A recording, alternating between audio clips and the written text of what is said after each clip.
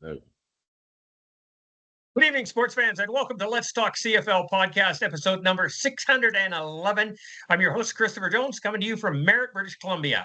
Hope you all had a wonderful week in first week of summer, and we're in week 5, I believe it is, of the 2025 CFL season, and that's what we're going to talk about tonight. Well, we're going to talk about week 4 first, and then we're going to talk about week 5, and that's what we're going to do.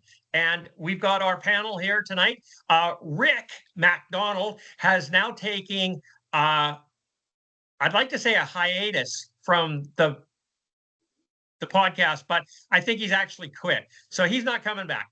So we are going to be looking for somebody who wants to come on board on the panel, on the podcast, 1 or 2 people. You cannot be from fans of BC or Calgary. We've already got 2 of each. I know there's only 3 of us, but Sparky counts, and he just doesn't come on the radio. So if you're a fan of Edmonton, Saskatchewan, Winnipeg, or any of the Eastern teams, great. You have to be able to separate yourself from your homerism. Like we do? You do? We will always be homers, but we also have to have a perspective of the other teams and how they are doing and what they are doing. We can't just rant about our own team. I don't rant about the BC Lions, rarely. So I always rant about other teams. So, and that's a good thing. That's what we want. We want to be, we're a CFL podcast. We're not a Lions Stampeders podcast. We're not an Eskimo podcast. We're a CFL podcast. So we want to talk about all CFL teams and everything. And it's okay if you hate the Riders. We all do. But you can't bring everything to the table about your bias and throw that into your opinion. Or at least you have to tame it down. So if you're interested in being on the panel, send a private message to Will McDonald, and he is going to be doing interviews. Correct? Mr. MacDonald? Correct. Okay. And so that's Will. And He's so, now on the podcast. See? Say hi, Will. Hello, Will. So now I don't know if we should be doing this just on the podcast because that means We're not. I've now thrown it out there. I will now post it on the Facebook group. Okay. Please do. And have some parameters, more detailed parameters of what we're looking for. Spontaneity. Okay. We need people who are articulate. You can't come out with 1 or 2 word answers. It doesn't do anybody any good, and it just makes me talk more. And I would love it if everybody else could talk as much. So we'll see what happens. So Will, welcome to the show, buddy. How you doing? What's new? What's wonderful? I am really, really good. It's 35 in Calgary today. I really don't like the hot weather, but it will be nice tomorrow when I'm at the football game. It's supposed to be about 20 during game time, which is perfect at 7 o'clock at night.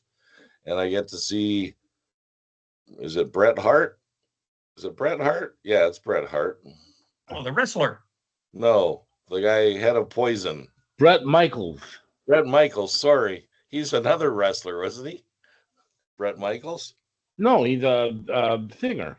No, but lead singer of the group Poison. He was a wrestler. Anyways, doesn't matter. That was Shawn Michaels. Bret Hart was a wrestler, wasn't he? Shawn Michaels, right. Yes, he was. Okay. Yes, so I'm looking forward to going to the football game tomorrow. And apparently the TSN panel is in Calgary. Yep. Well, it's the Stampede. You would expect these guys to have their cowboy hats. I want to find out where they set up. You can go hang out with Enoch. Because if David Sanchez is there, and he's wearing a hoodie, I'm gonna heckle him. Oh boy. Okay. Just don't show up in a pair of capris, okay? And just so you know, last week when we watched TSN, I don't know if anybody else noticed. Yes, I did. Wynton McManus on the panel. He had a very nice suit on, and then he had a toothpick hanging out of his mouth. What is that? It's gross. What is that? There's a reason Wynton McManus couldn't stay in Calgary, because he didn't fit that organization. Mhm. No. That's true. And they said he insisted that they had to have the toothpick in his mouth, and it's like he insisted. Yeah. A football Well, player. I understand he used to have it in his mouth when he was playing. Yes, he does, but I don't give a crap what he does when he's playing. He's on TV, live TV on TSN. Couldn't they have just said, no, you can't do that, buddy? Yes, they could have. I'm sure he was getting paid for it. He got paid. Okay, well then tell him not to do it because it looks like shit. Just my It looks opinion. stupid. I guess It looks stupid. I guess it's because I'm an old man. Let's check with the young guy. Charles, what do you think of something like that? Well, I mean, some people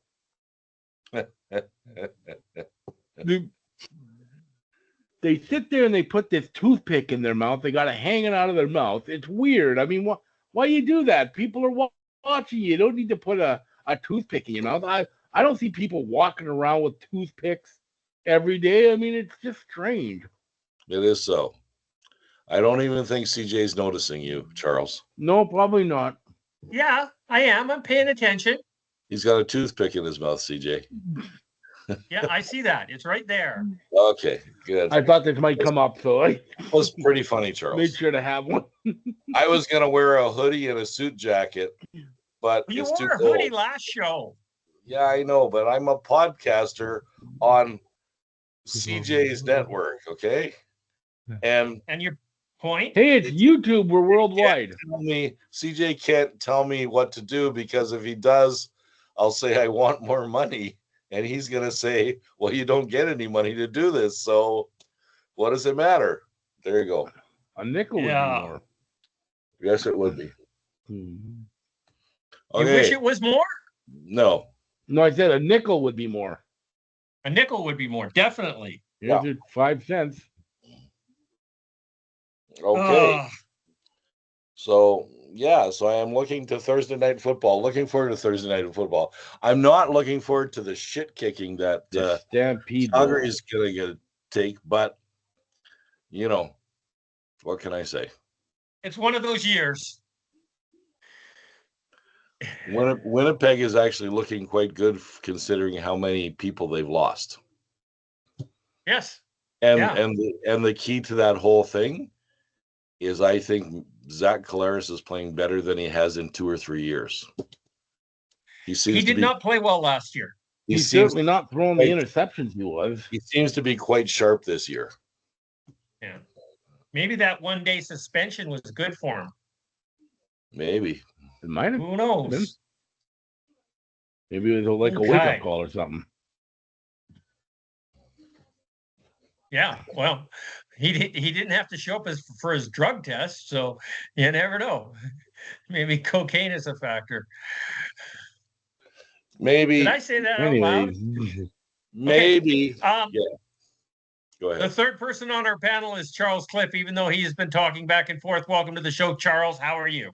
I'm doing good. We were in a heat wave for the last few days, but it's cooled off nicely today, thank God. What do you call a heat wave? My cousin has been telling me, oh, it's so hot in Abbotsford, I can't stand it. Well, and I look at the temperature and it's like 25 degrees. No, we've been in the 30s the last 3 or 4 days. Wow, okay.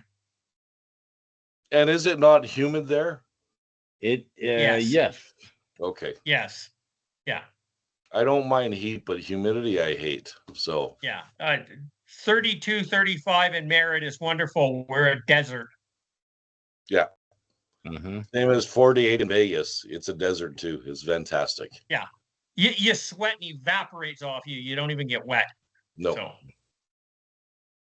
Okay. So now here we go. Where are we going to go? Okay. We're talking about 4 games we had last week, which was week 4. The first one up was the Edmonton Elks. We're into Winnipeg to play the Blue Bombers. And this went surprisingly not as bad as I thought it was going to be. Although still garbage time points and fourth quarter and stuff like that. Interesting game. It was fun to watch. Edmonton defense just got tired. Yep. Yeah. They actually were doing very well throughout the game, and they just got tired. What was it at halftime? 20 minutes for the Bombers and 9 something for Edmonton. 9 minutes of ball possession. It was ridiculous. It was terrible. Okay, William, come up and talk about this football game for me, please. Well, you know what? I mean, it was 36-23. That was the score, but Edmonton was never in a position where they were going to win this game. I don't think, anyways. It was close at the national anthem.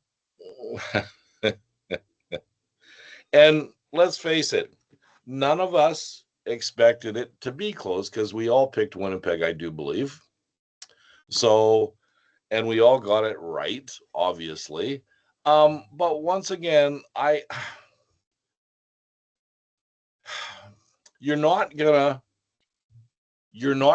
beat a team like Winnipeg unless you have a system in place. And the system in place doesn't mean Trey Ford running around like a chicken with his head chopped off in the backfield to get open for some people. Hang on for a second, though. No, I know what you're gonna say. Okay. He was 18 for 29 for 252 yards and 1 TD. And at times he did look like a drop back passer. He did. At times. Mm-hmm. But at other times he didn't look very good. He did not look very good. But what is his strength? His strength is throwing the ball on the run. Run pass option. Yes, sure. And did he do that? Somewhat. How many rushing yards does he have? He had, Trey Ford had only 6 rushing yards. 6. 6. So his strength is the RPO, and he didn't do it. Well, Jeremy Leak had 42 yards. They still didn't do it. They didn't do it. They didn't run the and ball. They had another running back with 30 yards. So, yeah, I guess they got to find the right way. They got to find the right way to use him. And the problem that I see with Edmonton finding that right way is you need an offensive coordinator that is creative.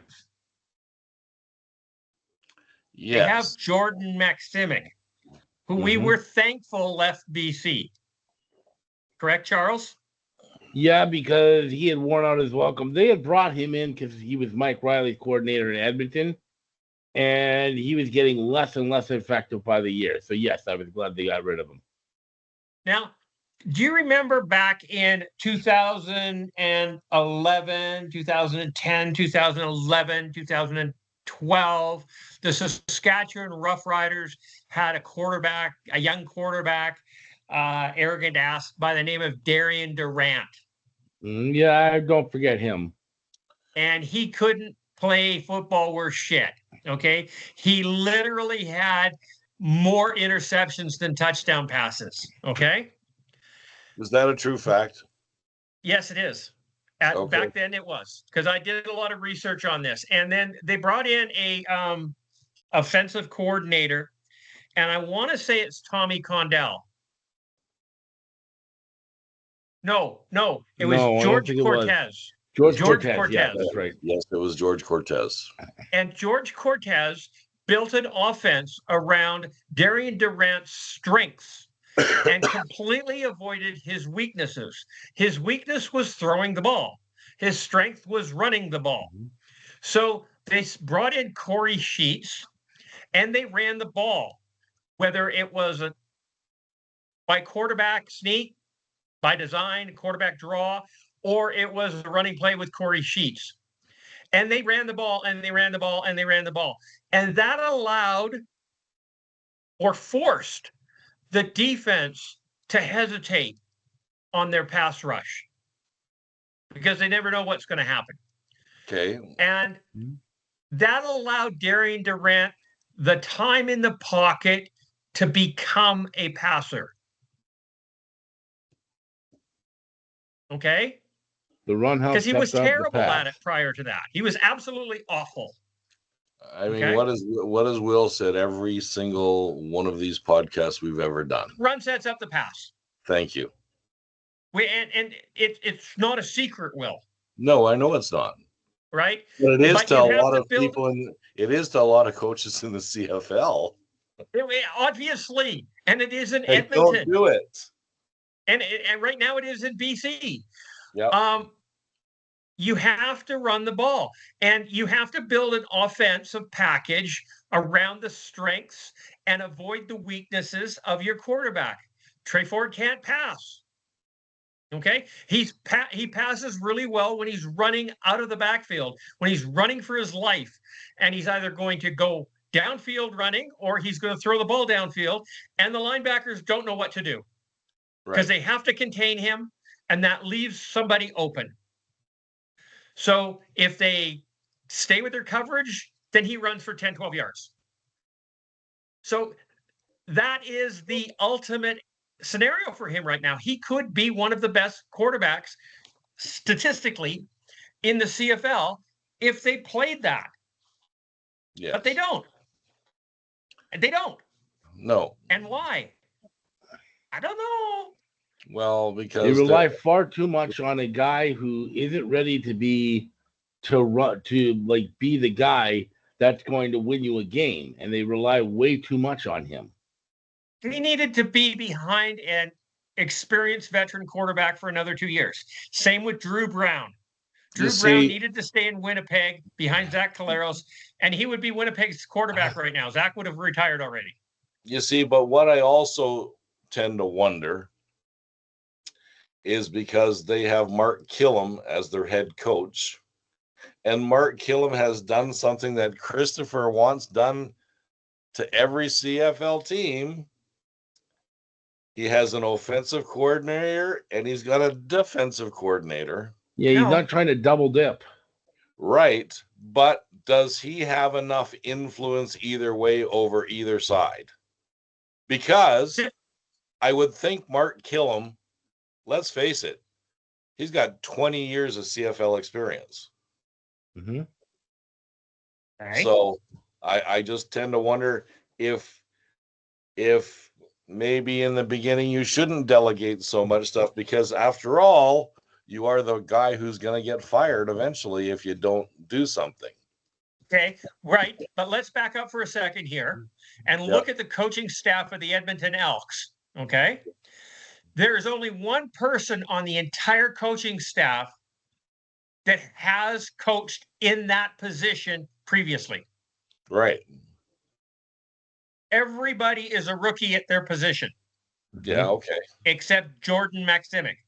Right. Mark Killam's a rookie head coach. The defensive coordinator's a rookie DC. Same with the quarterback coach, O-line coach, everybody. Everybody got elevated up into these positions. So he has a complete rookie coaching staff. And you would think a guy like Mark Killam, who probably had a front row seat in that debacle that was called Devon Claybrooks. Uh-huh. Oh, yeah. And he had all rookie coaches on his team as well, I do believe, or a lot of them. Yes. Most of them. If you think about it. Brian Chu, Nick Lewis, the quarterback from Calgary, the backup. It was terrible. Drew Tate, yes. So you would think that he saw something from that, but you never know. It seemed to me that Devon Claybrook just brought in all his buddies. Well, yeah, but if you look at Mark Killam, who are the coaches on Edmonton? The offensive coordinator you talk about, he must have had some experience with him. That's why he brought in J.C. Sherritt, who coached in Calgary for a year. So there's a connection there. So that's all these guys do is bring in their buddies or whatever. Yeah. So So you can But all it's lose. another thing when the guys don't have any experience. Yeah, I know. These guys have And experience. so they have to put a system together. I don't know. But if you look on the flip side of that game, Zach Collaros was 25 of 30 for 334 yards and 3 TD passes. He's in a system. And part of the system he's in has a running game. That's why Zach Collaros is as good as he is, because they have a running game. And it's not even the best part of their running game. And then you get teams like, how does Nick Dembski do so well every game? Nobody covers this guy. He's a And midget. he He's always smart. seems, He's a smart he always receiver. seems to be wide open whenever he catches the ball. Like, he's been in the league for a long time. Don't you guys get it? He's a great player. He is. He is. And So, everybody ignores him. yes, they do. I don't know why. Probably because he's a Canadian receiver from Winnipeg. Yeah. Maybe that's it. But by now, I mean, you should that shouldn't be an excuse, because by now people know what he can do. The guy can be effective. I say it every single Bomber game when he catches a touchdown pass where he's wide open.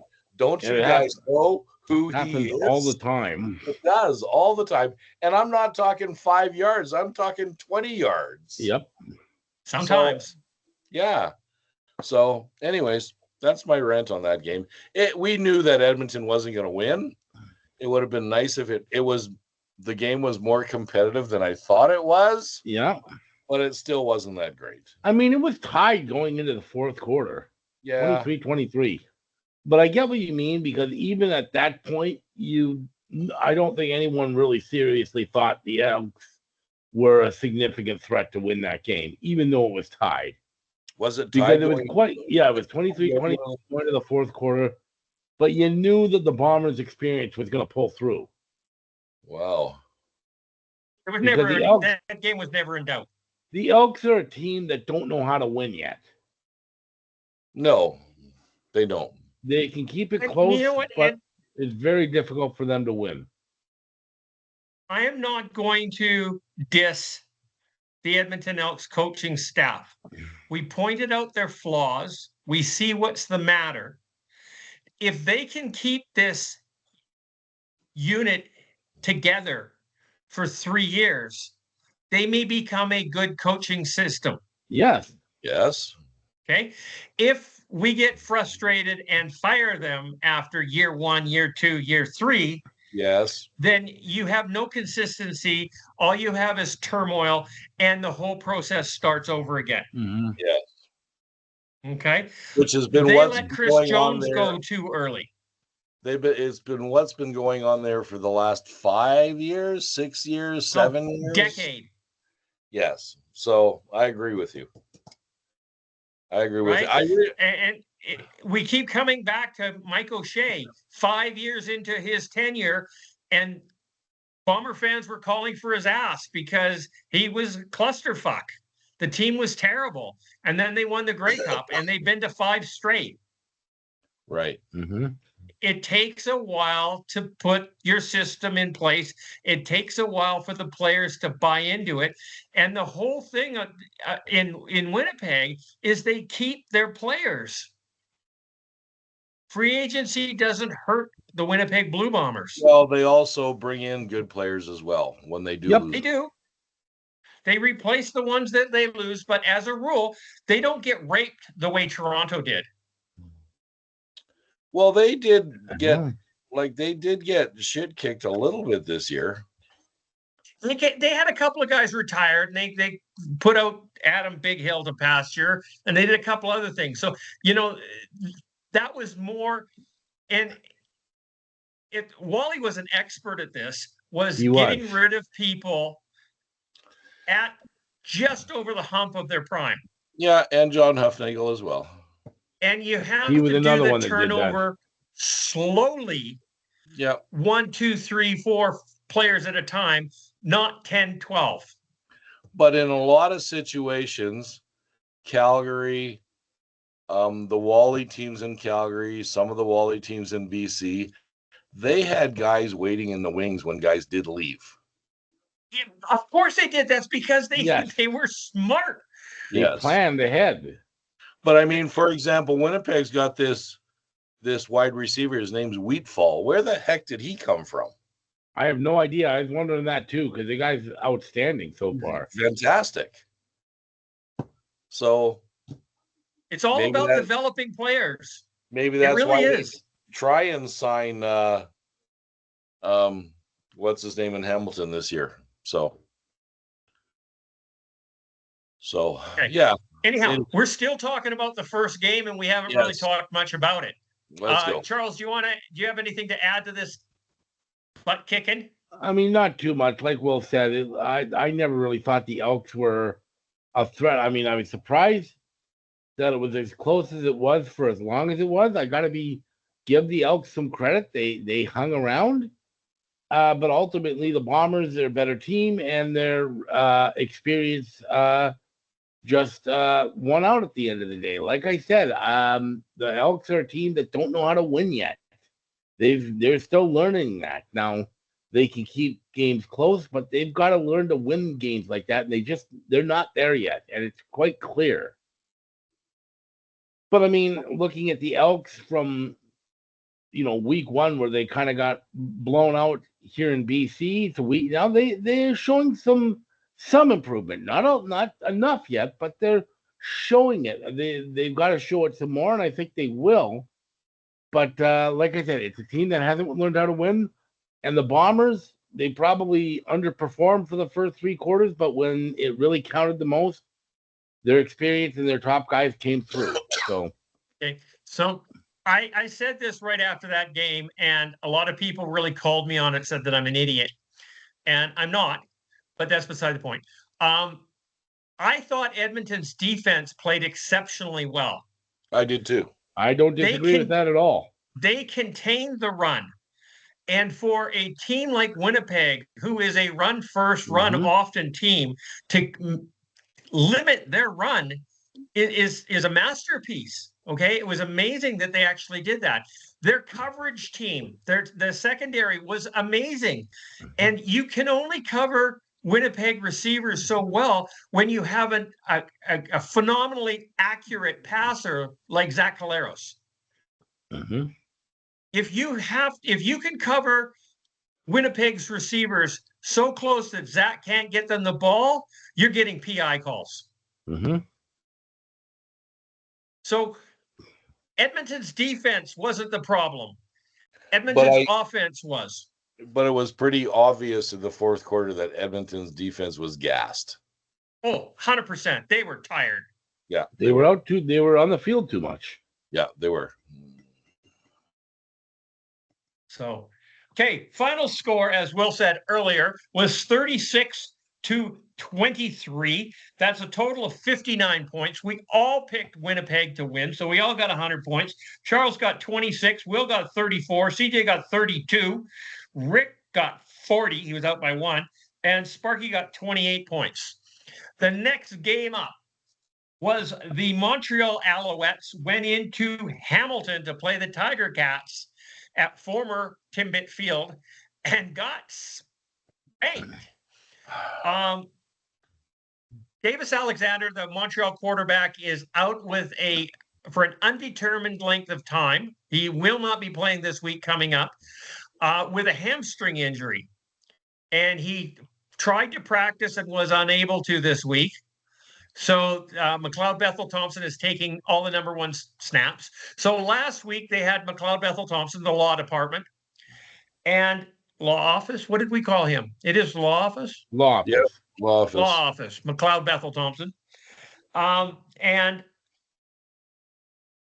he sucks. It was terrible. Awful in this game. It was absolutely terrible. Why we have recycled has been or never was quarterbacks as backups in Cody Fajardo, McLeod Bethel Thompson, Jeremiah Mazzoli, Jake Mayer, even Chris Strebler. Why? Why are we not developing quarterbacks? This was my rant last week. We're doing it again, and they just proved me correct. Okay, You need to have, it's one thing to have a young kid in there going out there trying and making young mistakes. It's another to have a Grey Cup champion quarterback like McLeod Bethel Thompson going in there and sucking. Because he was the problem in this team. Montreal's got good defense. They got good offense. They got good special teams. They just need a quarterback. Davis Alexander did a wonderful job. They were 3-0. They're now 3-1.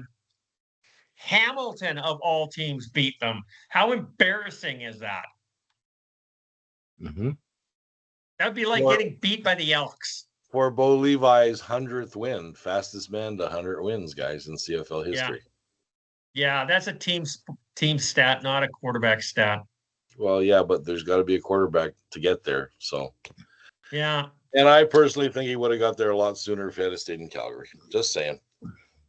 I'm not arguing with you. Mm-hmm. Calgary was a better team. So, anyways. Okay, so Charles, did you watch the Ticats beat up on the Owls? I only saw bits and pieces of this game. I was tied up on Friday, but from what I did see, McLeod Bethel Thompson, he looks like he's past his prime finally. Did he have a prime? I mean, he was good for a few years, but he was awful in this game. Only 203 yards passing. And the thing is, you can overcome a struggling quarterback if you have a decent rushing attack. The leading rusher for the Montreal Alouettes, McLeod Bethel Thompson. That's a bad thing because he had 19 yards.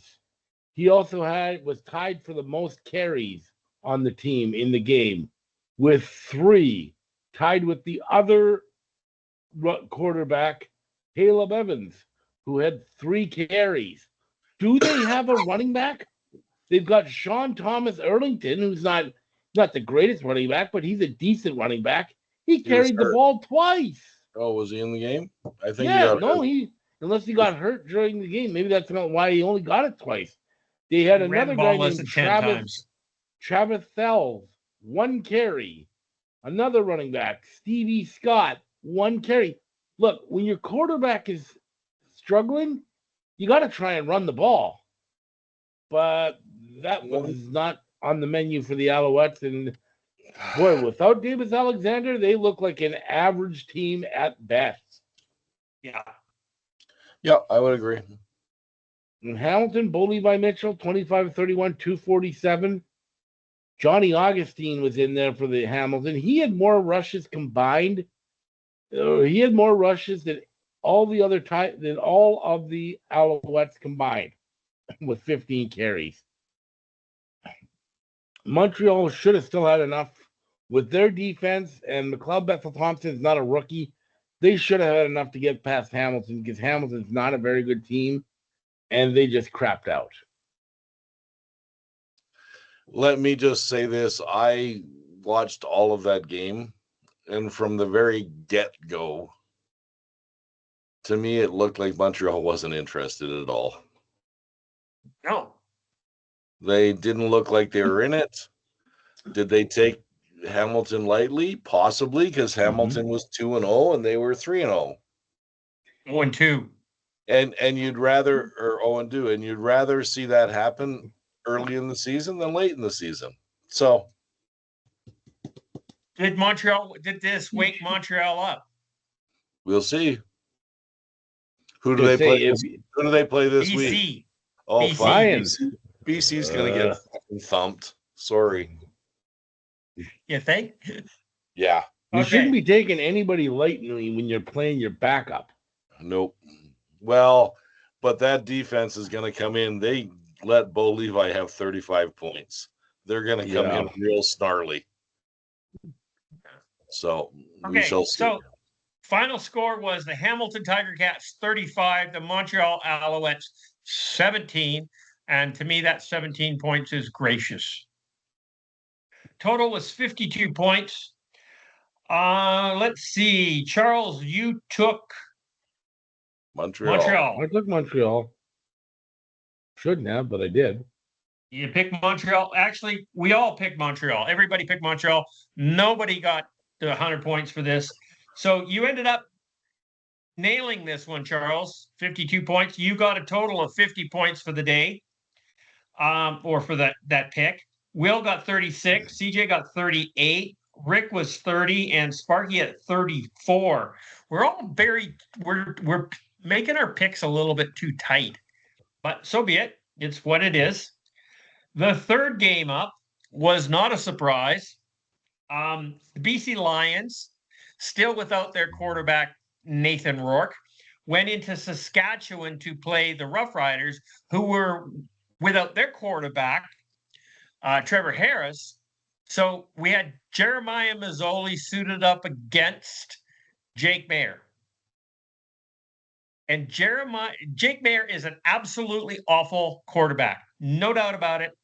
He didn't do anything in this game that was spectacular, but Mazzoli was worse. Way worse. 3 picks and a fumble. You can't give the other team the ball 4 times and expect to win a football game. There was no facet of the BC Lions that looked good. I did not see anything in there that made me go, wow, awesome, guys, way to go. They did not come together well for me at all.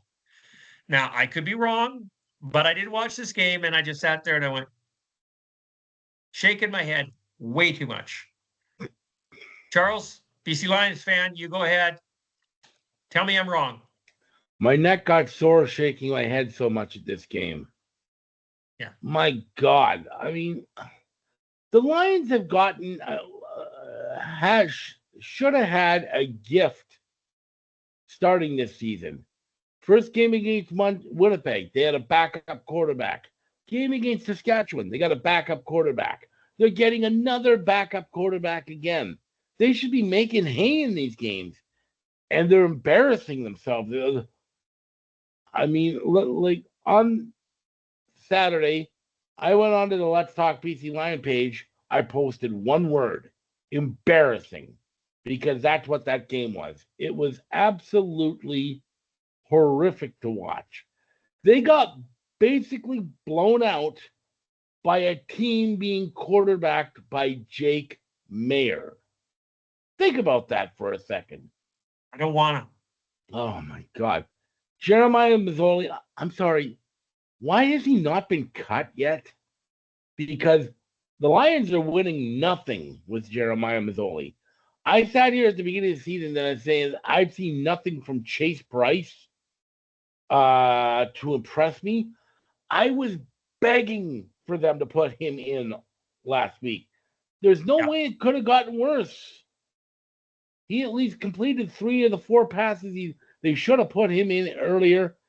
I mean, it was interception. It was. And here's the thing. The Lions had a running game on Saturday. James Butler ran for 123 yards. That should have opened up the pass like we were talking about. It did nothing.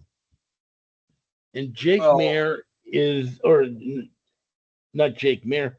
I almost wanted Jake Mayer to have it, but Jeremiah Mazzoli was embarrassing. And like I said, if he's quarterbacking the Lions anymore this year, they're not winning a thing with him. He's done. He's over with. He should have been cut after this game. Good on Saskatchewan. I mean, they weren't great, but they didn't need to be because the Lions were that bad.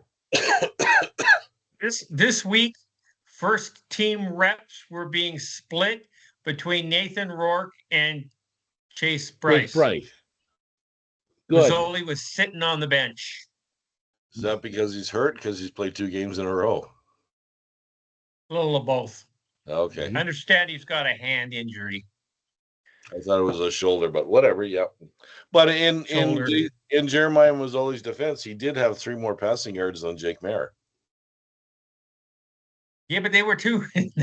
And he also they were just Saskatchewan receivers. And defensive he also had 3 interceptions that Jake Mayer had none.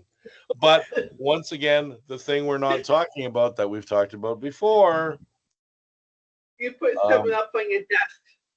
Saskatchewan had 188 yards rushing against BC's non-existent run defense until they fix For the that. last decade. And I Every am year. starting. Every year I talk about that. I am starting to question because, okay, you guys will admit BC has not looked good When? this year. They look This year, good in last week. year, year before, year They before look that. good in week one, They and have they've been not crap looked good since. this year. Does that have anything to do with Buck Pierce? I don't want to Can't jump throw on under it the bus yet. Okay, because we were talking He's a about young earlier rookie about quarterback. coaches and stuff like that. I mean, but they do have an established defensive coordinator in the CFL, right? The same thing can be said about Buck Pierce and the BC Lions that I said about Edmonton and the Elks, and you Yep. have to let them Yeah, go through their growing absolutely. pains. Yes, you do. And do I But I think know- Buck Pierce but I will become know- something? I don't know. I can show you video clips of Craig Butler hitting him, and there's got to be cerebral damage. I know that Mark Killam, I think Mark Killam will be successful. Buck Pierce, I don't know. Maybe he is a offensive coordinator. I would like He to say was though not- that I'd And- still like to see them have their starting quarterback for more than a Yes, game and a Yes, half. I agree. And I understand that also Buck Pierce was the offensive coordinator for a really, really, really good football team. Mhm. Yes. And they So- lost 3 straight Grey Cups, Yeah, but they won but two. they got there. But they won two. Not with Buck. One of them was with Buck. One was with Buck. So Yeah. he's 1-3. Yes, he is. So I didn't want Buck Pierce to be the head coach. wanted Mark Killam to be the head coach. I wanted Mark Killam, no question about it. Actually, I wanted Chris Jones, but it's I don't always get what I want. Oh my Lord. Okay. What? Nothing. That's a dead argument. We're not going there. Yeah. We should move Okay, on. so this was Embarrassing. Saskatchewan victory, 37-18. Total score was 55 points. Charles, you took BC, you got 0. Everybody, oh no, CJ took BC in this. Did I really take BC in this? Yes, Can't you believe did. I did that. I don't think I did. Yeah, you Yeah, did. I did. Yeah, I did. Okay, so William, Rick, and Sparky got 100 points because they all picked the Riders. Charles got 34, Will 32, CJ got 40, Rick got 36, and Sparky nailed this one for 50 points. Okay, the last game was, in my opinion, was actually the most entertaining game. Agreed. It was the one, in my opinion, was the closest, Agreed. and it was good football. And Agreed. Toronto was in Ottawa to play the Red Blacks, and 2 miraculous things happened. And I'm not going to try to pronounce this guy's name because there's way too many consonants in a row, and I don't know how you would say it. But what did he get? He got a fumble recovery at the 5-yard line, ran it back for a touchdown, so 105 yards. Then he had a blocked field goal. When was the last time you ever seen a blocked field goal? It's been a while.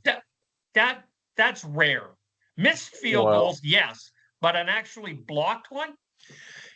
So he picked up the ball in the end zone and he ran around like a little bunny rabbit for a little while back there, and then split out the right side and ran the entire distance, 110 yards. They gave him a 120-yard missed field goal, blocked field goal return for a touchdown.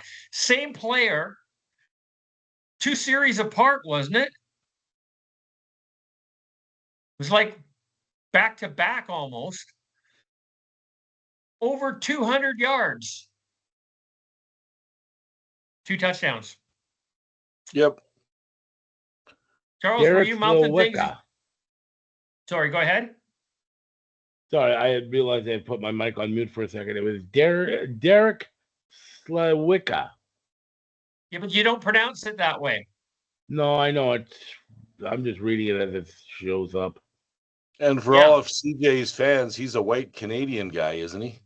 I think he is. Why my fans? What's that got to do with anything? Because you're always dissing the Canadian ratio. Well, the Canadian ratio is stupid. Okay. Cool.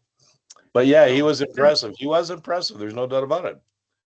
And the ball the fumble he recovered, he had jets. There's no doubt about that either. Oh yeah, he just ran it, and that was the first one. The second one, you'd think he was gassed halfway down, but he just kept going, and nobody could catch him. Yep. So yeah, no, I was actually really kind of impressed. Actually, the first one wasn't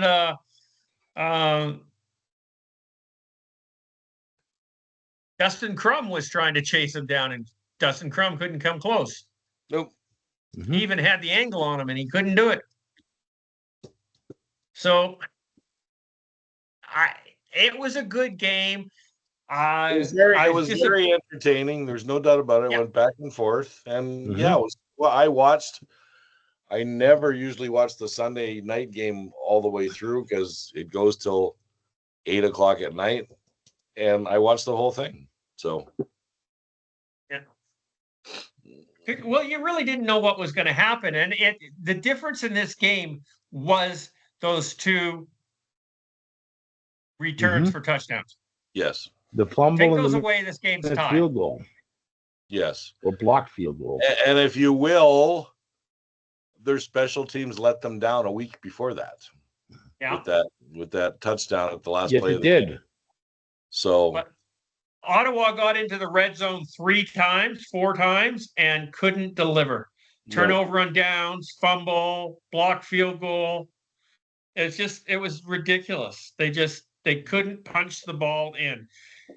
It's amazing how this last week there were 5 backup quarterbacks starting. Yeah. Yeah. And go ahead. No, I was going to bitch about the ratio, so go ahead. In recent weeks in the CFL, we have noticed a lot of 1-yard defensive stands and guys not scoring when they're like a yard from the end zone. I had a high school offensive line coach that used to say to us when we would be 3rd and 1 on the goal line, if you don't score a touchdown, don't come back to the bench. Okay? Because it should not happen. Oh.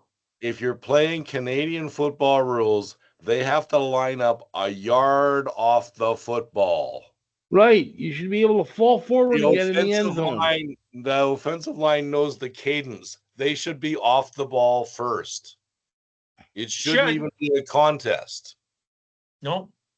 So. And you got a yard to launch yourself at the defensive line. That is correct. And you get 300 pounds and you have momentum. It should just take you into the end zone. The entire line should fold. I know defensive linemen go down low, but it should still never happen. It should never. You should be able to get 2 or 3 yards every play. Absolutely. And Strevler does. Yeah. Well, the big guys do. Tommy Stevens Tommy does. Hunter, Tommy Stevens, yeah. So, yeah, it's amazing. So anyhow, the final score on this was the Toronto Argonauts 29, Ottawa 16. This was the only game where the home team lost this week. Total score was 45 points. Everybody picked Ottawa to win, and they lost. So, Charles, you got 36 points. Will, 28. CJ with 24. Ricky with 16. and Sparky got 30. He was closest. Okay, so that's what happened. So in week 4, the big winner was Sparky with 342 points, Will with 330, Rick with 322, Charles at 246, and CJ was in the rear with 234. So year to date, we have Will in the lead with 1620. CJ's 100 points back at 1520. Sparky is back another 24, actually at 1496. Charles is 1462, and Rick is 1392. He's way off.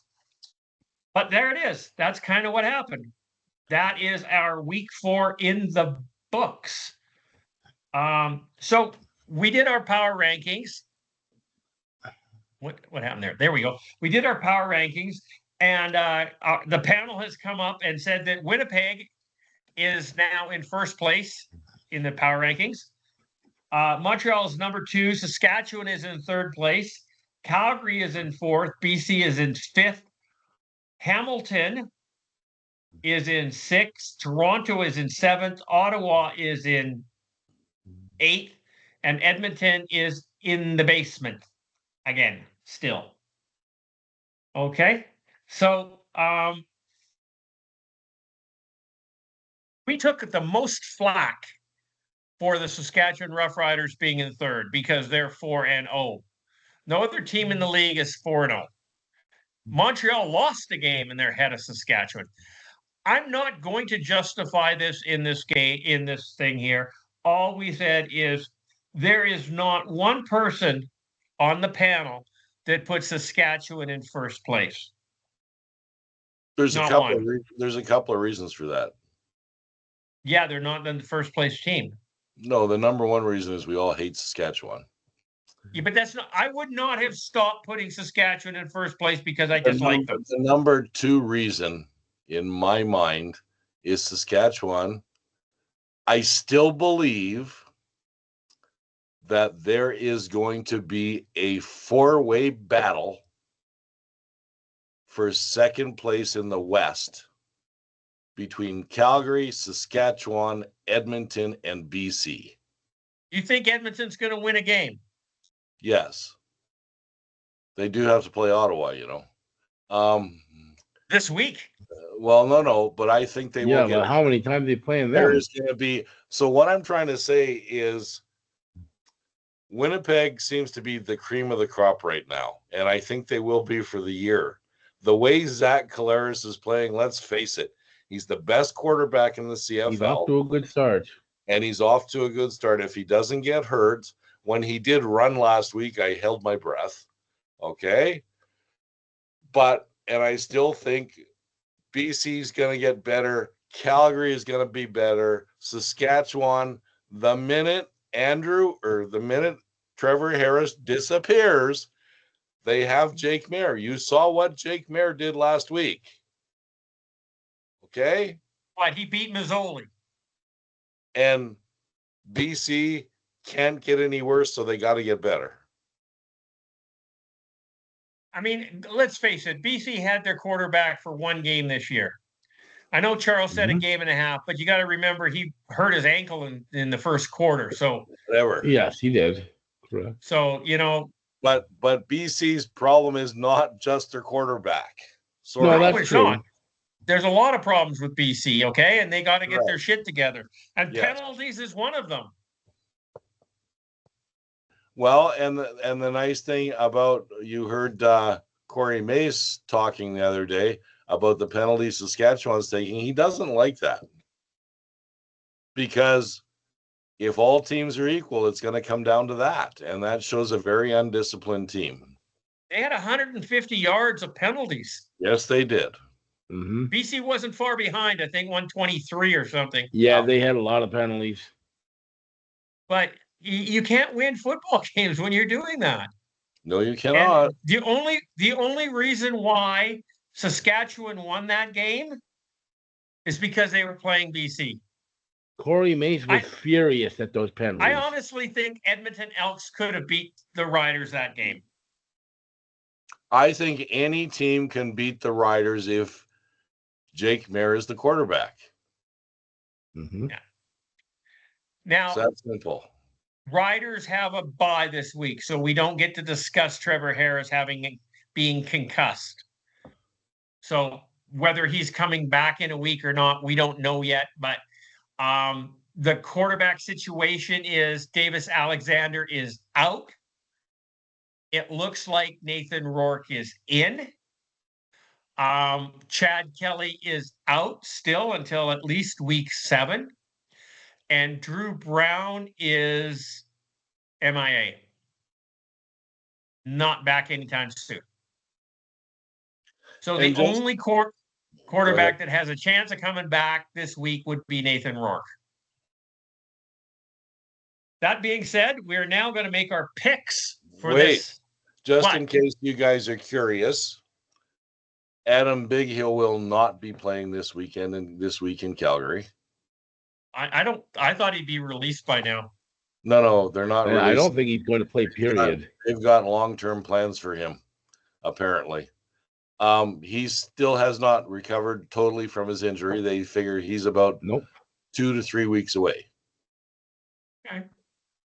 So he's going to play football for Calgary? Yes, he is. Okay. Because when they picked up that other guy, what was his name? Tyrone or? They've already signed him. He's going to be there, but they need veteran linebackers. If you remember correctly, Sparky was complaining how young our linebackers were at the beginning of the year, and he's right. Sparky was complaining about every position. He said the DBs suck and the defensive line's not good. And apparently, Dave Dickinson and Adam Bighill have a good relationship because they're on a bunch of committees together, apparently, player committees and stuff like that. And that's how they know each other. And Dave was looking for some leadership for his young defense. And he also said, believe it or not, that Adam Bighill, he says, has got one of the best football IQs he's ever experienced in his life. So I honestly don't disagree with that. So without question, it's correct. He says he sees things that most people don't see. Yeah. So I've had some good talks with Adam Bighill. And I like the guy. I honestly do. I'm disappointed that BC couldn't keep him and didn't keep him. It's sad that he went to Winnipeg, but he wants a breakup. So fault. What's that? That was Ed Hervey's fault. Of course it was. Do we know who do you know who the number one quarterback in the CFL is right now as far as ratings go? Is it Zach Collaros? It is so. He's at 97. He's at 97.1. That's not that good, though. No, that's not very high. You know who the next closest guy is? Oh, Levi? Yep. 74.5. This is not a good quarterbacking year. Third place is our favorite quarterback, Trey Fort. He's at 72. Yeah. This is efficiency, not completion. Yes, sir. Yeah, efficiency. It says top 5. Those are not good numbers. And at the bottom of the top 5, after one game, Nathan Rourke. Jake Maier. No, Jake Maier. Oh. Nathan Rourke's not on the list. Nick Arbuckle, Jake Maier, Trey Ford, Bo Levi Mitchell, and Zach Collaros. Okay. We need some quarterbacks in the fucking CFL. We need to develop some quarterbacks. We need a team. We need 9 teams to start developing quarterbacks. Not 8 teams or 6 teams or 2 teams developing quarterbacks and the other team stealing them all the time. Everybody should. Do you remember back when Anthony Calvillo was quarterbacking Montreal and they had that, was it Adrian McPherson? Yep. Like an amazing backup quarterback, and he never got to play because Anthony Calvillo was in the way, and everybody in the league had quarterbacks. Yeah. There was nowhere for him to go. So he withered on the vine. Now, I'm not suggesting that's what we should be doing, but I am suggesting that that is what I really want to see is a backup quarterback that's consistently with a team for a long time, who doesn't just get plucked off and thrown to the wolves like Drew Brown was in Ottawa. That was wrong on so many levels. There was nothing that says that that guy was a starter. And Jake Mayer, like, that's ridiculous that these guys actually got starting positions. Yeah. Okay. So now we're going to go over to the Picks for the week. Picks for the week. Okay, so the first game up we have Winnipeg is into Calgary during the Stampede. William will be going to the game. We discussed this off the air earlier. And it's funny because the CFL panel, 3 of the 5 picked Calgary to win this game. What the fuck are they smoking in Toronto? That. So put it down and step away from the bong, okay? Like, I have no idea what these guys are doing. So for the last week, and it's because I don't know Calgary very well, okay? Because I don't know half the players on the team anymore, because they've changed so many this year. I've been comparing to them to the Bombers roster. And no matter how much I see it through rose-colored glasses, I cannot freaking pick Calgary. I can't do it. I can't do it. Zach Collaros, I have been so impressed with him. It's not funny. He reminds me right now, he's reminding me of 2019, the last 4 games of the year when he was just killer. Lights out. Yeah. That's what he's reminding me of right now. Okay. So, as much as I want the Stampeders to win the Stampeder Bowl with the nice, pretty trophy, that who's the general manager for Winnipeg? Wade Miller. Told the general manager here in Calgary that he should have got the trophy in blue and gold. Yeah. Okay, instead of red. Very cheeky, but yes. They're going to come in here, they're going to win that trophy, and they're going to take it back to Winnipeg with them. Yeah. There's no doubt in my mind. Okay, so FanDuel has this Winnipeg by 3.5, over under a 50.5. CFL Pick'em has Winnipeg at 80%, Calgary at 20. Sparky's calculator puts the Winnipeg Blue Bombers at 50.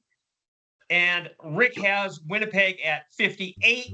And CJ has Winnipeg at 54. Charles, what are you doing? I'm with Will. I mean, I know Calgary's an improved team this year. They are much improved. The Bombers are just playing so well right now, especially Zach Collaros, like he said. I just can't see Stampeders winning. I mean, the Stampeders lost last time out to Ottawa. So if they can, yeah, that was in horrific conditions. But if you can't beat Ottawa, I can't pick you to beat Winnipeg. It doesn't make sense. So I'm gonna pick Winnipeg on this one. I think they're taking that trophy. But I think Winnipeg's gonna win this one. I'm gonna go Winnipeg 56 points. Are you going to extend your lead by picking Calgary, or are you going to stick with the pack with Winnipeg? Winnipeg 54. No, I have Winnipeg at 54. Okay, Winnipeg 53. You know, I've never seen. I was also going to mention that Winnipeg and Calgary's general manager they have a bet, and whichever team wins, the other guy sends the Purelator, For hunger.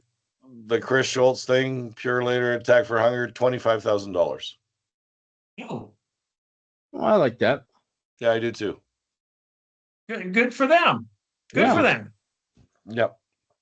Okay, so now we have the Battle of Lower Ontario.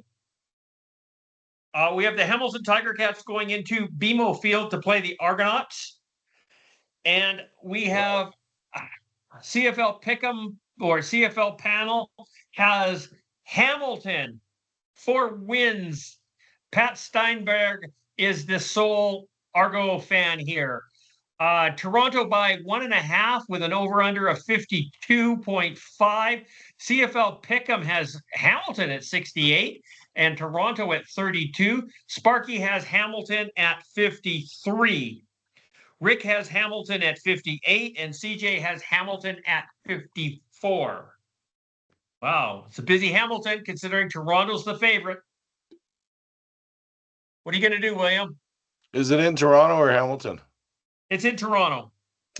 I'm going to go Argos 52. 52. And Charles, what are you going to do? Both these teams are coming off of a win, if I'm not. Oh no, Toronto didn't win last week. They almost won. Yes, they did. They did. Yeah, they're going well. You know what? I think Bo Levi Mitchell maybe has a bit of a role going on here. And I like him better than I like Nick Arbuckle. I know Nick Arbuckle won a Grey Cup last year and so on, but I like Bo Levi better. And Hamilton seems to play well a lot in Toronto. I'm picking the Ticats in this one. I don't think either one of these teams are great. I'm going to pick the Ticats in this one. Something tells me Hamilton. Give me Hamilton 50 points. Hamilton 50 points. You got it right there. Okay, the next game. Sad as it is, we have the BC Lions into McGill Stadium to play the Alouettes in Montreal. And we have straight across the board, CFL panel takes Montreal Alouettes. FanDuel has Montreal winning this with a whopping 5.5 points, with a 49.5% over-under. That's the lowest scoring of the game, of the week. CFL Pick'em has Montreal at 76, BC at 24. Sparky's calculator has Montreal at 51. Rick's taking Montreal at 58. I'm going to let Charles go ahead. What are you going to do here, Charles? Oh, I don't want to do this. Good God. Well, Gotta believe, Charles. I know. Gotta believe. Rourke's going to be back. I firmly believe their offense is going to be better. It's the same defense. Bethel Thompson is playing. It's the same defense, but here's what I'm going to go. I'm going to try and justify this. What the hell? I'm picking BC. I obviously am. The Lions' run defense is awful, but the leading Alouettes rusher last week had 19 yards. So they don't appear to have much of a run game. Their best back is probably Sean Thomas Erlington, who's an okay running back, but he's not a great one. So I think that their run defense may not hurt them as much because they don't seem to have a good run defense. I think they can shut down McLeod Bethel Thompson. Hamilton did it last week to get their first win. I think the Lions will win this one. I think it'll be in a close one. I don't think it's going to be a blowout. But Montreal is simply not the same team without Davis Alexander. So give me BC and give me 48 points. So you're going on under? Yes. Okay. William, what are you going to do here? I agree with everything Charles says, but because you guys never want me to pick BC because they always lose when I pick them, I'm going to pick Montreal 50 points. So I'm doing this just for you guys. Remember that, okay? What's your score? 50. 50. Okay, so I actually have penciled down Montreal here. And after listening to Charles, I'm questioning that and whether or not I should be changing to BC.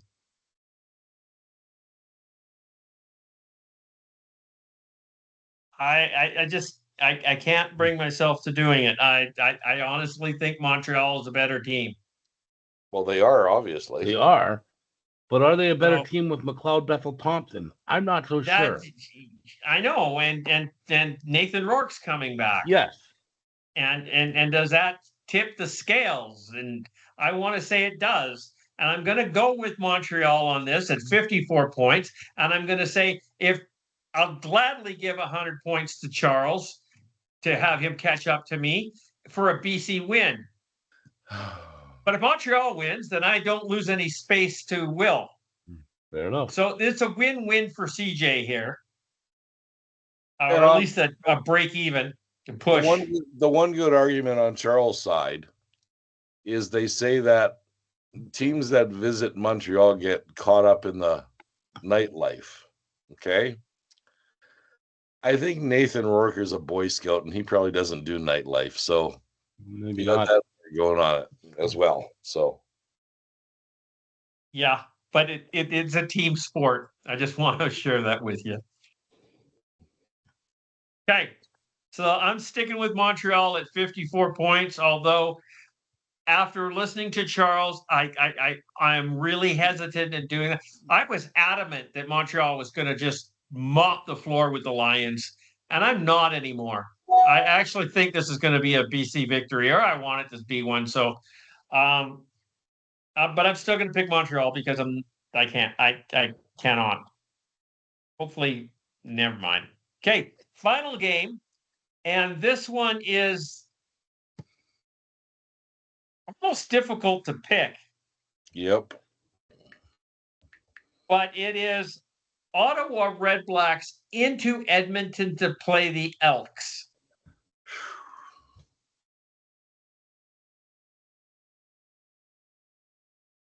Can Trey Ford win a game? It is the Ottawa Red Blacks. Ottawa did have a convincing win last week over Calgary. 2 weeks ago. 2 weeks ago, sorry. Calgary was on a bye last week, weren't they? Yep. Okay, so yeah, I don't know what's going on here. CFL panel takes Edmonton Elks straight across the board. 5 picks. FanDuel has Ottawa by 1.5 with an over-under of 52.5. CFL Pick'em has Edmonton 70, Ottawa 30. Sparky's calculator says Ottawa at 53. William, what do you want to do? Ottawa, Edmonton. Edmonton going to break the Owen and become the Juan? You know, this is really tough because I was impressed with Edmonton's defense last week. I was too. But I've always been impressed with Ottawa's defense, to be honest with you. Their defensive line and their linebackers are excellent. Yeah. But it's in Edmonton. And maybe that's not a bonus to the Elks. Well, yeah, but what I'd love if Edmonton won so that more people would come to the game. Oh, me too. Me too. Okay, because that stadium is looking really terrible lately. Is Calgary any better? Not in the last game. There was 500 people there, remember? Yeah. And this one tomorrow night in Calgary is not even going to sell out either. So, but that's because it's a Thursday night. And as Mark Weddall would say, well, we have sellouts on Thursday night. Well, guess what, Mark? There's nothing else better to do in Winnipeg. Okay? Anyways, I am going to go with Edmonton 51. You're going with Edmonton. You're taking 51. Okay. Charles. Honestly, I'm back and forth on this one. Edmonton's got to win a game sometime. By the way, I'm going to be in that stadium a week from Sunday to watch the Lions, but I'm going to have my pick of seats, I guess. But this week, Edmonton's got to win. If they're not going to beat Ottawa, they're probably not going to beat anybody, but I think they're going to beat Ottawa. Both got good defense, both got suspect offenses, but I'll give the edge to Edmonton in this one. They're due for a win, and plus I don't want them to win next week, so give them the win this week, and we'll be good with it. So I'll take Edmonton to win. Might not pick them again this year, but I'm picking them this one. Edmonton, 51 points. Charles, William just did that. Okay, Edmonton, 49 points. Okay. Rick's got Ottawa at 58, and CJ has Ottawa at 54. I don't know whether Dustin Crum is a better quarterback than Trey Ford. I believe Dustin Crum has a better offense than Trey Ford does. Well, it may not be Dustin Crum because I saw today that Drew Brown is taking first team reps this week, so it may end up being Drew Brown. Did you hear that? Because the last thing I heard, Drew Brown was not taking first team reps. Sparky had posted something in the chat today. There was a tweet saying that he was taking first team reps. Okay, I did not see that. I was in the bush. Crazy stat. Drew Brown will be going for his fourth straight 400-plus yard game.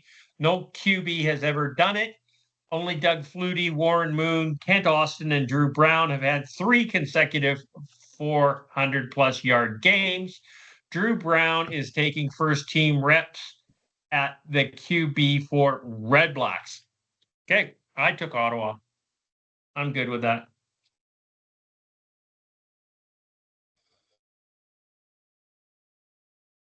Okay, that's what we're going to do here. Now, let's jump over to the agenda and see what else we have to talk about. This has actually been quite long. We've been at this for well over an hour and 20 minutes. There's not that much. What's that? There's not that much in the rest of the agenda because other than the scores, it was kind of a slower week, but I put a few things in. Yeah, it was an hour and 15 minutes we're at so far. Montreal signs former All-Star receiver Alexander Hollins. I didn't hear that. That's good for him. Yeah, it was just yesterday.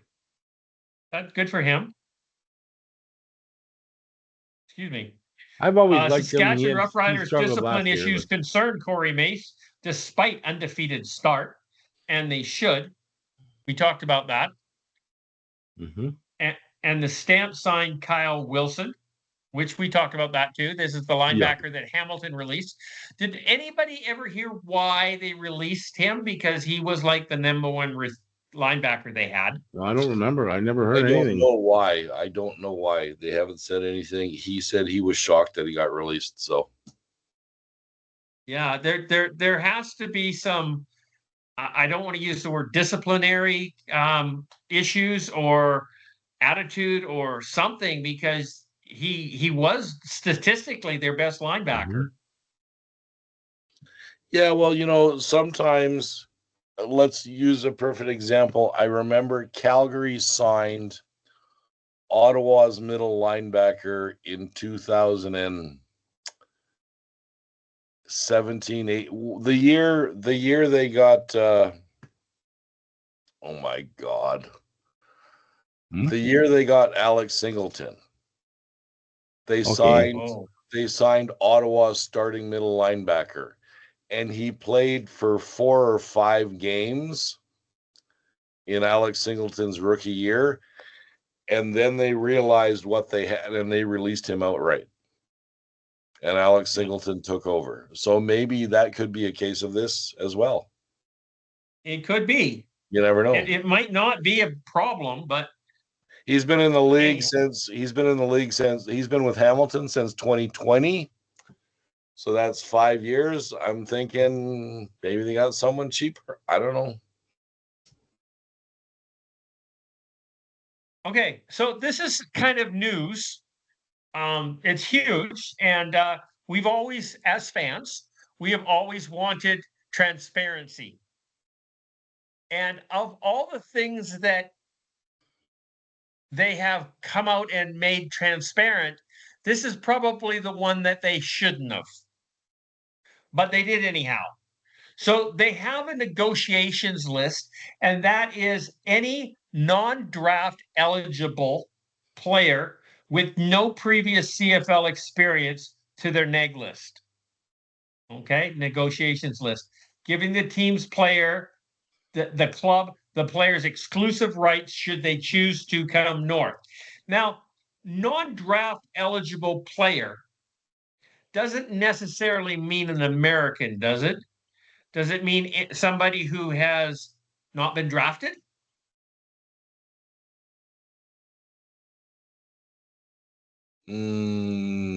Sure, I would think so.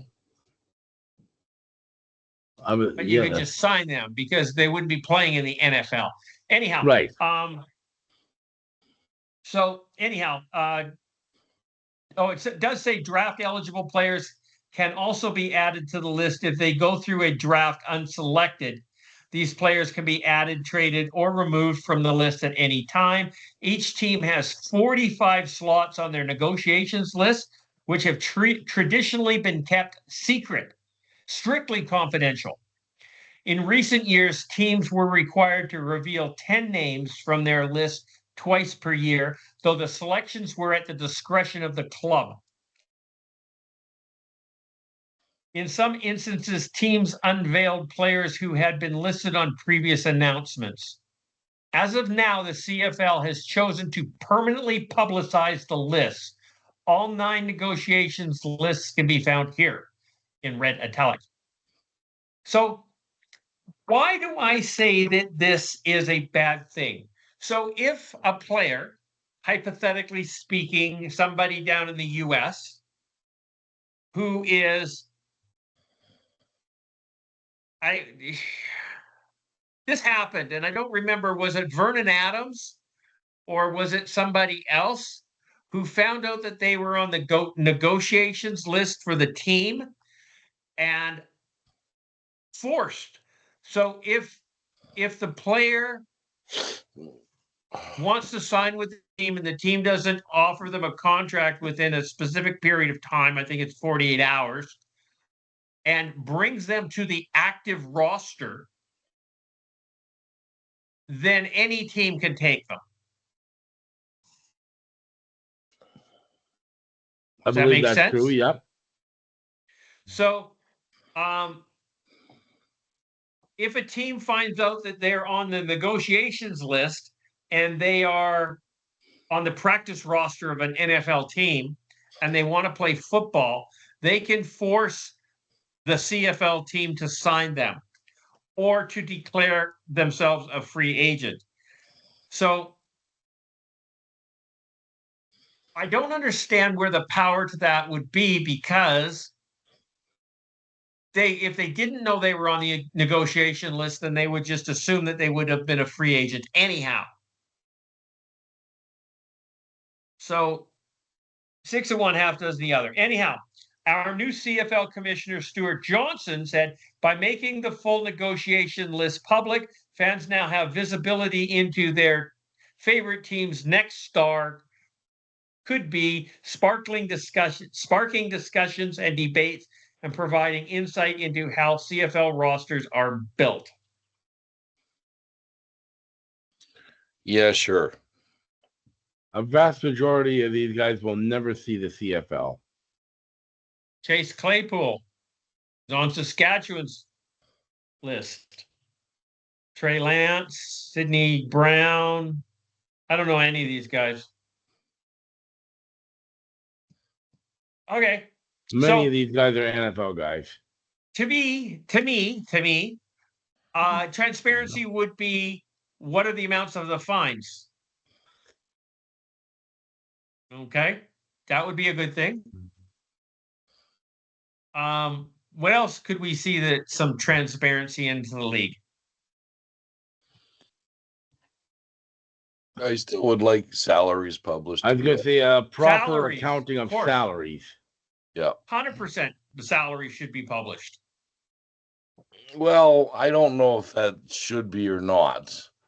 I understand why they're not. Well, it's privacy. It's a private matter what Yes. I earn. Yes. You know, between me and my company, or me as a Yes. contractor, my contract with that company is a private thing. I don't go around telling everybody how much money I make. Right. Okay.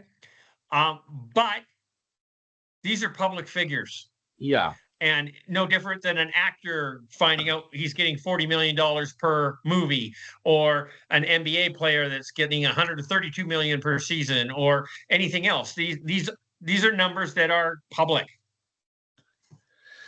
Yeah, but I don't. Yeah, And the CFL, and they're hiding these numbers because I think they're embarrassed more than anything.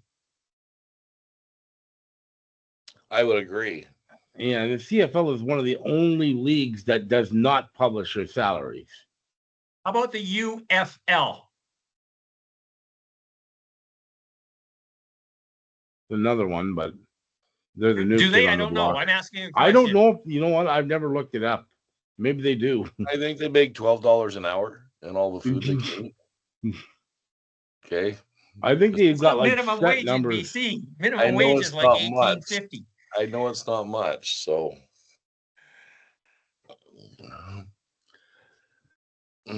so what do you guys think so far of the commissioners? Tenure? He's not really out there, is he? I think he's still getting his feet under him. Yeah. There was something I wanted to talk about, and I don't. Oh. Do you have anything else to say about the commissioner? Because I remembered what I wanted. No. He's probably sitting in his office saying, po- "What the hell did Ambrosi do?" But go on. Somebody in the group, Let's Talk CFL Facebook group, posted, and I think it was Steve Breeder, said that there should be a football game on Canada Day. There should always be a football game on Canada Day. And I cannot believe how fucking stupid that idea is. And it's bad enough that we have football games on Thanksgiving Monday and Labor Day Monday, which those holidays are always on a Monday. They don't move. Canada Day this year is Tuesday. Football is one of the most demanding physically and mental games out there. Players need minimum 5 days rest, preferably 6 or 7. And to turn around and have a game on Tuesday and then have them turn around and play, Friday night, Saturday, is fucking stupid. You can't have both those teams going into a bye, because only one team can have a bye at a time, unless we have 3 byes in a week. Why would you possibly want to have a game Tuesday night or Tuesday afternoon? It's bad enough having Thursday night games where people have to work the next day and can't travel and can't do things. So why the fuck would we want to do something so stupid as to put a game Tuesday or Wednesday? Makes no sense to me at all. It's not fair to the players. It's not fair to the fans. It's not fair to the standings. It's not fair to anything. So, no, I think it's a dumb fucking idea to have a game on Canada Day. So you just put your thoughts forward on that for about 45 seconds. Okay? I did. You want to go ahead? I'm sure he didn't think about it for longer than 45 seconds. Probably not. People say things that come into their mouth, and then they put it on their keyboard and put it on our group chat, and it's stupid. But if you go into the group chat and you look at the comments for this post, Yes. 98% of them agree with him that there should have been a game on Tuesday. That's how fucking stupid the fan bases are. Yes, but I wasn't going to say that because we need a fan base, okay? So I'm not disagreeing with you, but I guarantee you, if you think about the CFL for 10 minutes a day, that's You'd be an expert. probably 9 more minutes than the average person thinks about it. Mm-hmm. And probably 8 more minutes than any writer with 3 Down Nation. Right. I mean, when my brother sent that little thing out about how he's busy, and to me, I read that thing and it said to me, you guys need to get a life. I don't have time to watch all these football games. So Who's not passionate? no, he'd rather go sit and watch a bird's nest. Okay. And whatever floats your boat, man. I don't understand that. I met a couple of bird watchers the other day, and I says, Oh, "What are you he's a doing?" photographer. He's not a bird watcher. And well, they were taking pictures of these birds, Yes. and I'm going, "Why?" And I go, if you move 500 feet up the road, you can see the bison up on the mountain there, and it'd be much cooler to take some pictures of some bison than some blue-breasted chicken over here. I'm not a photographer, so I don't get it. So I didn't get it. I didn't get it at all. It just makes no sense to me at all. But anyhow, yeah, I'm just dumbfounded by the amount of people who think that it would be a good idea for football players to play on 4 days rest. I don't see the benefit of it. Well, they're thinking it's because everybody has a day off. Well, you know what? Yeah, When you get a day off in the middle of the week, I'm sure some people have a lot better things to do than go to a football game. I can't see it being a good thing. I honestly do not believe we should have the Monday games on Labor Day and Thanksgiving. I disagree with that. I always have disagreed with that. And every year I say that I disagree with that. There should be 2 games Friday night and there should be 2 games Saturday night. And that's where our football should be watched. Thursday night games, Sunday games, Monday games are fucking stupid. Tuesday games are unfathomable. Why would we want a game on Tuesday? Okay, but let me put this out to you.